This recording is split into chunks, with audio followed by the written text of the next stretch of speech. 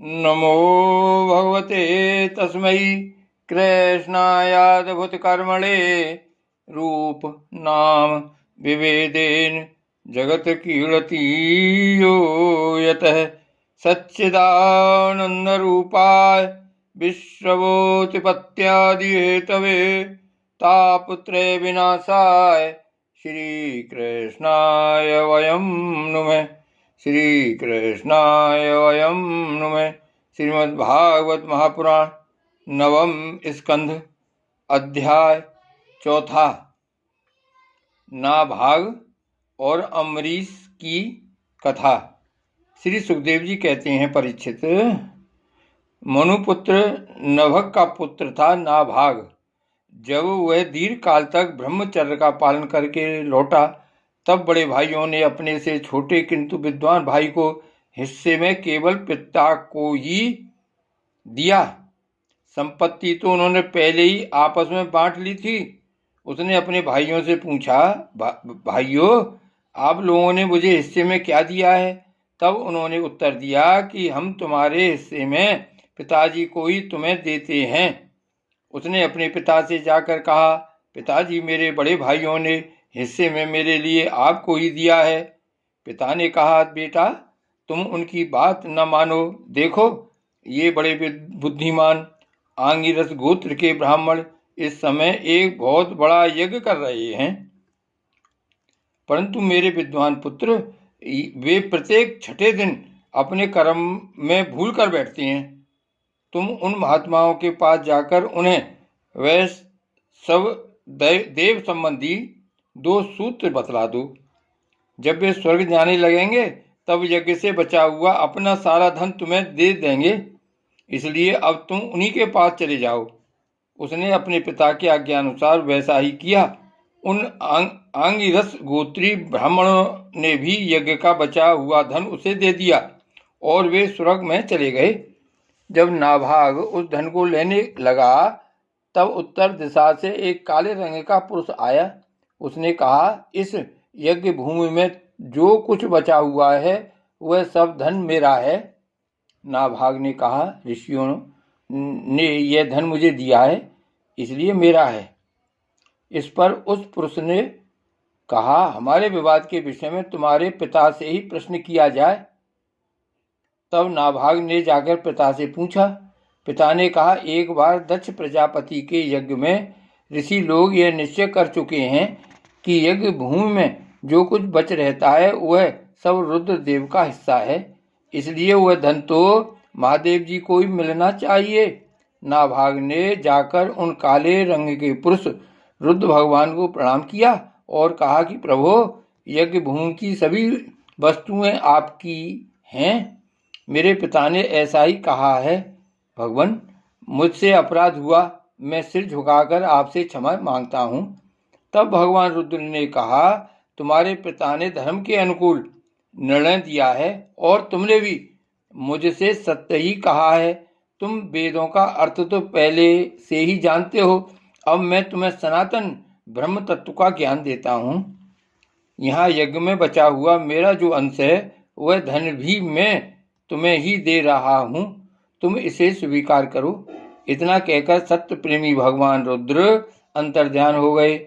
जो मनुष्य प्रातः और सायंकाल एकाग्र चित्त से इस आख्यान का स्मरण करता है वह प्रतिभाशाली एवं वेदज्ञ तो होता ही है, साथ ही अपने स्वरूप को भी जान लेता है। नाभाग के पुत्र हुए अम्बरीश। वे भगवान के बड़े प्रेमी एवं उदार धर्मात्मा थे। जो ब्रह्म साप कभी कहीं रोका नहीं जा सका वह भी अम्बरीश का स्पर्श न कर सका। राजा परीक्षित ने पूछा, भगवान, मैं परम ज्ञानी राजऋषि अम्बरीश का चरित्र सुनना चाहता हूँ। ब्राह्मण ने क्रोधित होकर उन्हें ऐसा दंड दिया जो किसी प्रकार टाला नहीं जा सकता, परंतु वह भी उनका कुछ न बिगाड़ सका। श्री सुखदेव जी ने कहा, परीक्षित, अम्बरीश बड़े भाग्यवान थे। पृथ्वी के 7 द्वीप, अचल संपत्ति और अतुलनीय ऐश्वर्य उनको प्राप्त था।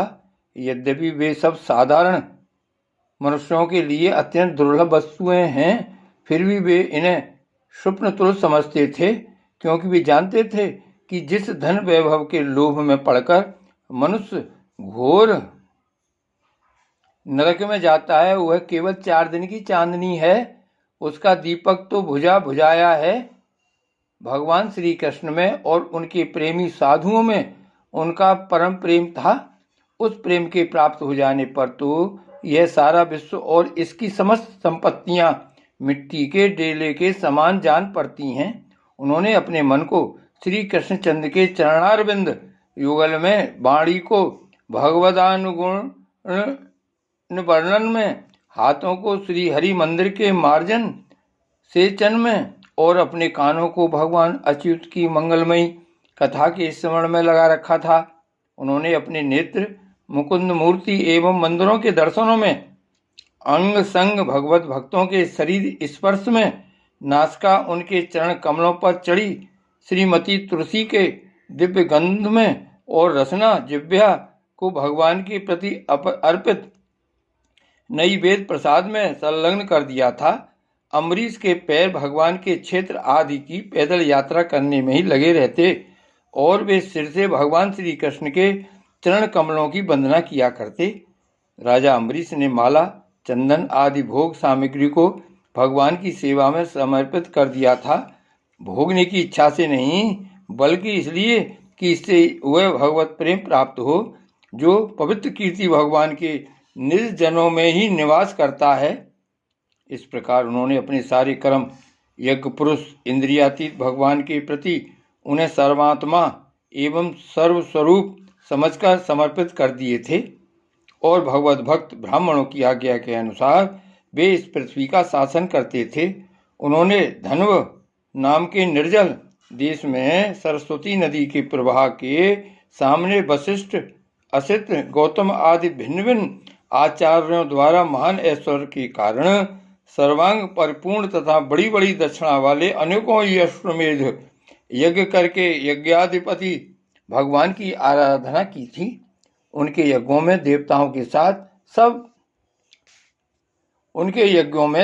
के साथ जब सदस्य और ऋतिज बैठ जाते थे तब उनकी पलकें नहीं पड़ती थीं और वे अपने सुंदर वस्त्र और वैसे ही रूप के कारण देवताओं के समान दिखाई पड़ते थे।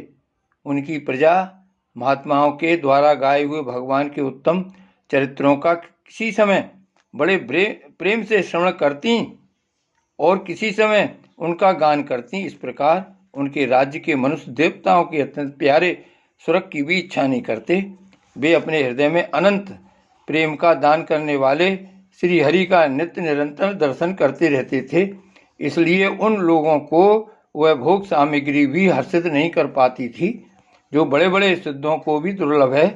वे वस्तुएं उनके आत्मानंद के सामने अत्यंत तुच्छ और तिरस्कृत थीं। राजा अम्बरीश इस प्रकार तपस्या से युक्त भक्ति योग और प्रजापालन रूप स्वधर्म के द्वारा भगवान को प्रसन्न करने लगे और धीरे धीरे उन्होंने सब प्रकार की आसक्तियों का परित्याग कर दिया। घर, स्त्री, पुत्र, भाई बंधु, बड़े बड़े हाथी, रथ, घोड़े एवं पैदलों की चतुरंगिणी सेना, अक्षय रतन, आभूषण और आयुध आदि समस्त वस्तुओं तथा कभी समाप्त न होने वाले कोषों के संबंध में उनका ऐसा दृढ़ निश्चय था कि वे सब के सब असत्य हैं।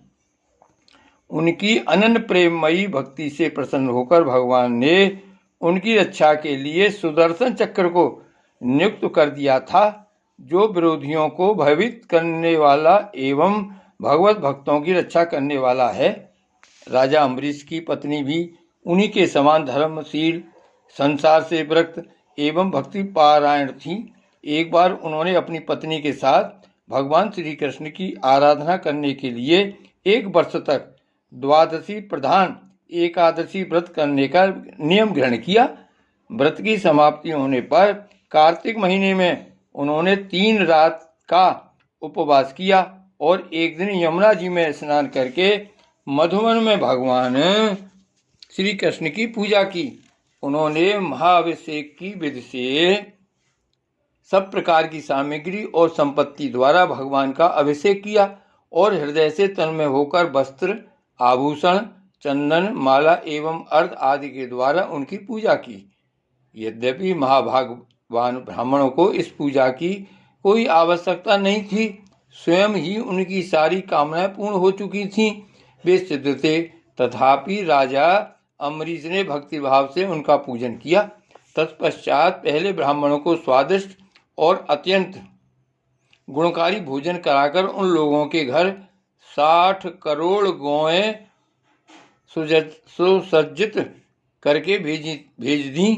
उन गौओं के सींग सुवर्ण से और खुर चांदी से मढ़े हुए थे। सुंदर सुंदर वस्त्र उन्हें ओढ़ा दिए गए थे। वे गौएं बड़ी सुशील, छोटी अवस्था की, देखने में सुंदर, बछड़े वाली और खूब दूध देने वाली थीं। उनके साथ दुहने की उपयुक्त सामग्री भी उन्होंने भिजवा दी थी। जब ब्राह्मणों को सब कुछ मिल चुका, तब राजा ने उन लोगों से आज्ञा लेकर व्रत का पारण करने की तैयारी की। उसी समय शाप और वरदान देने में समर्थ स्वयं दुर्वासा जी भी उनके यहाँ अतिथि के रूप में पधारे। राजा अम्बरीश उन्हें देखते ही उठकर खड़े हो गए, आसन देकर बैठाया और विविध सामग्रियों से अतिथि के रूप में आए हुए दुर्वासा जी की पूजा की। उनके चरणों में प्रणाम करके अम्बरीश ने भोजन के लिए प्रार्थना की। दुर्वासा जी ने अम्बरीश की प्रार्थना स्वीकार कर ली और इसके बाद आवश्यक कर्मों से निवृत्त होने के लिए वे नदी तट पर चले गए। वे ब्रह्म का ध्यान करते हुए यमुना के पवित्र जल में स्नान करने लगे। इधर द्वादशी केवल घड़ी भर शेष रह गई थी। धर्मज्ञ अम्बरीश ने धर्म संकट में पड़कर ब्राह्मणों के साथ परामर्श किया। उन्होंने कहा, ब्राह्मण देवताओं, ब्राह्मण को बिना भोजन कराए स्वयं खा लेना और द्वादशी रहते पारायण न करना दोनों ही दोष हैं। इसलिए इस समय जैसा करने से मेरी भलाई हो और मुझे पाप न लगे, ऐसा काम करना चाहिए। तब ब्राह्मणों के साथ विचार करके उन्होंने कहा, ब्राह्मणों, श्रुतियों में ऐसा कहा गया है कि जल पी लेना भोजन करना भी है, नहीं भी करना है। इसलिए इस समय केवल जल से पारायण किए लेता हूँ। ऐसा निश्चय करके मन भगवान का चिंतन करते हुए राजऋषि अम्बरीश ने जल पी लिया और परीक्षित वे केवल दुर्वासा जी के आने की बाट देखने लगे। दुर्वासा जी आवश्यक कर्मों से निवृत्त होकर यमुना तट से लौट आए। तब राजा ने आगे बढ़कर उनका अभिनंदन किया। तब उन्होंने अनुमान से ही समझ लिया कि राजा ने पारण कर लिया है। उस समय दुर्वासा जी बहुत भूखे थे, इसलिए यह जानकर कि राजा ने पारण कर लिया है, वे क्रोध से थरथर कांपने लगे। भौं के चढ़ जाने से उनका मुंह विकट हो गया। उन्होंने हाथ जोड़कर बड़े अम्बरीश से डांट कर कहा, अहो देखो तो सही, यह कितना क्रूर है। यह धन के मद में मतवाला हो रहा है। भगवान की भक्ति तो इसे छू तक नहीं गई और यह अपने को बड़ा समर्थ मानता है। आज इसने धर्म का उल्लंघन करके बड़ा अन्याय किया है। देखो, मैं इसका अतिथि होकर आया हूँ। इसने अतिथि सत्कार करने के लिए मुझे निमंत्रण भी दिया है, किंतु फिर भी मुझे खिलाए बिना ही खा लिया है। अच्छा देख, तुझे अभी ऐसा फल चखाता हूँ। यूँ कहते कहते वे क्रोध से जल उठे। उन्होंने अपनी एक जटा उखाड़ी और उससे अम्बरीश को मार डालने के लिए एक कृत्या उत्पन्न की। वह प्रलय काल की आग के समान दहक रही थी। वह आग के समान जलती हुई हाथ में तलवार लेकर राजा अम्बरीश पर टूट पड़ी। उस समय उसके पैरों की धमक से पृथ्वी कांप रही थी, परंतु राजा अम्बरीश देखकर उससे तनिक भी विचलित नहीं हुए। वे एक पग भी नहीं हटे, ज्यों के त्यों खड़े रहे। परम पुरुष परमात्मा ने अपने सेवक की रक्षा के लिए पहले से ही सुदर्शन चक्र को नियुक्त कर रखा था। जैसे आग क्रोध से गुर्राते हुए सांप को भस्म कर देती है, वैसे ही चक्र ने दुर्वासा जी की कृत्या को जलाकर राख का ढेर कर दिया। जब दुर्वासा जी ने देखा कि मेरी बनाई हुई कृत्या तो जल रही है और चक्र मेरी ओर आ रहा है, तब वे भयभीत हो अपने प्राण बचाने के लिए जी छोड़कर एकाएक भाग निकले। जैसे ऊंची ऊंची लपटों वाला दावानल सांप के पीछे दौड़ता है, वैसे ही भगवान का चक्र उनके पीछे पीछे दौड़ने लगा। जब दुर्वासा जी ने देखा कि चक्र तो मेरे पीछे लग गया है, तब सुमेर पर्वत की गुफा में प्रवेश करने के लिए वे उसी ओर दौड़ पड़े।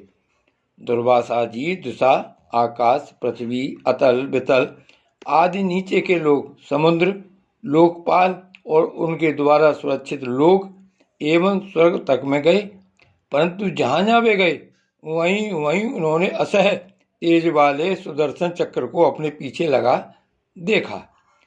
जब उन्हें कहीं भी कोई रक्षक न मिला, तब तो वे और भी डर गए।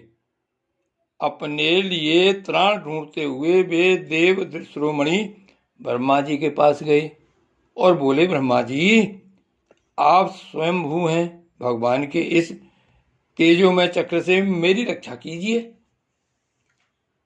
ब्रह्मा जी ने कहा, जब मेरी 2 परार्थ की आयु समाप्त होगी और काल स्वरूप भगवान अपनी यह सृष्टि लीला समेटने लगेंगे और इस जगत को जलाना चाहेंगे, उस समय उनके भ्रूभंग मात्र से यह सारा संसार और मेरा यह लोक भी लीन हो जाएगा।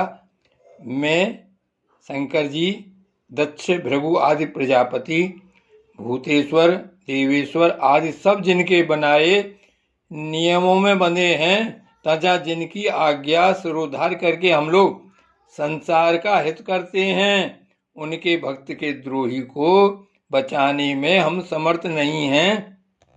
जब ब्रह्मा जी ने इस प्रकार दुर्वासा को निराश कर दिया, तब भगवान के चक्र से संतप्त होकर वे कैलाशवासी भगवान शंकर की शरण में गए। श्री महादेव जी ने कहा, दुर्वासा जी, जिन अनंत परमेश्वर में ब्रह्मा जैसे जीव और उनके उपाधिभूत कोष, इस ब्रह्मांड के समान ही अनेकों ब्रह्मांड समय पर पैदा होते हैं और समय आने पर फिर उनका पता भी नहीं चलता, जिनमें हमारे जैसे हजारों चक्कर काटते रहते हैं, उन प्रभु के संबंध में हम कुछ भी करने की सामर्थ्य नहीं रखते। मैं, सनत कुमार, नारद, भगवान ब्रह्मा, कपिल देव, अपांतरतम, देवल, धर्म, आसुरी तथा मरीच आदि दूसरे सर्वज्ञ सिद्धेश्वर, ये हम सभी भगवान की माया को नहीं जान सकते, क्योंकि हम उसी माया के घेरे में हैं। यह चक्र उन विश्वेश्वर का शस्त्र है, यह हम लोगों के लिए असह्य है। तुम उन्हीं की शरण में जाओ, वे भगवान ही तुम्हारा मंगल करेंगे। वहां से भी निराश होकर दुर्वासा भगवान के परम धाम वैकुंठ में गए। लक्ष्मीपति भगवान लक्ष्मी के साथ वहीं निवास करते हैं। दुर्वासा जी ने भगवान के चक्र की आग से जल रहे थे, वे कांपते हुए भगवान के चरणों में गिर पड़े। उन्होंने कहा, हे अच्युत, हे अनंत, आप संतों के एकमात्र वांछनीय हैं। प्रभु, विश्व के जीवन दाता, मैं अपराधी हूँ, आप मेरी रक्षा कीजिए। आपका परम प्रभाव न जानने के कारण ही मैंने आपके प्यारे भक्त का अपराध किया है। प्रभु, आप मुझे उससे बचाइए। आपके तो नाम का ही उच्चारण करने से नार की जीभ भी मुक्त हो जाता है। श्री भगवान ने कहा, दुर्वासा जी, मैं समर्थ। श्री भगवान ने कहा, दुर्वासा जी, मैं सर्वथा भक्तों के अधीन हूँ, मुझ में तनिक भी स्वतंत्रता नहीं है। मेरे सीधे साधे सरल भक्तों ने मेरे हृदय को अपने हाथ में कर रखा है। भक्तजन मुझसे प्यार करते हैं और मैं उनसे। ब्राह्मण, अपने भक्तों का एकमात्र आश्रय मैं ही हूँ। इसलिए अपने साधु स्वभाव भक्तों को छोड़कर मैं न तो अपने आप को चाहता हूं और न अपनी अर्धांगिनी विनाश रहित लक्ष्मी को। जो भक्त स्त्री, पुत्र, गृह, गुरुजन, प्राण, धन, यह लोक और परलोक सबको छोड़कर केवल मेरी शरण में आ गए हैं, उन्हें छोड़ने का संकल्प भी मैं कैसे कर सकता हूं? जैसे सती स्त्री अपने पातिव्रत से सदाचारी पति को वश में कर लेती है, वैसे ही मेरे साथ अपने हृदय को प्रेम बंधन से बांध रखने वाले समदर्शी साधु भक्ति के द्वारा मुझे अपने बस में कर लेते हैं। मेरे अनन्य प्रेमी भक्त सेवा से ही अपने को परिपूर्ण कृतकृत्य मानते हैं। मेरी सेवा के फल स्वरूप जब उन्हें सालोक्य, सारूप आदि मुक्तियां प्राप्त होती हैं, तब वे उन्हें भी स्वीकार नहीं चाहते। फिर समय के फेर से नष्ट हो जाने वाली वस्तुओं की तो बात ही क्या है। दुर्वासा जी, मैं आपसे और क्या कहूं? मेरे प्रेमी भक्त तो मेरे हृदय हैं और उन प्रेमी भक्तों का हृदय स्वयं मैं हूं। वे मेरे अतिरिक्त और कुछ नहीं जानते तथा मैं उनके अतिरिक्त और कुछ भी नहीं जानता। दुर्वासा जी सुनिए, मैं आपको एक उपाय बताता हूं, जिसका अनिष्ट करने से आपको इस विपत्ति में पड़ना पड़ा है। आप उसी के पास जाइए। निरपराध साधुओं के अनिष्ट की चेष्टा से अनिष्ट करने वाले का ही अमंगल होता है। इसमें संदेह नहीं कि ब्राह्मणों के लिए तपस्या और विद्या परम कल्याण के साधन हैं, परंतु यदि ब्राह्मण उद्दंड और अन्यायी हो जाए तो वे ही दोनों उल्टा फल देने लगते हैं। दुर्वासा जी, आपका कल्याण हो। आप नाभाग नंदन परम भागशाली राजा अम्बरीश के पास जाइए और उनसे क्षमा मांगिए, तब आपको शांति मिलेगी। श्री भागवत भगवान की जय। त्रिवल्लभाधीश की जय। श्री गोवर्धननाथ की जय। श्याम स्वरूप श्री यमुने महारानी की जय। श्री गोसाई जी परम दयाल की जय।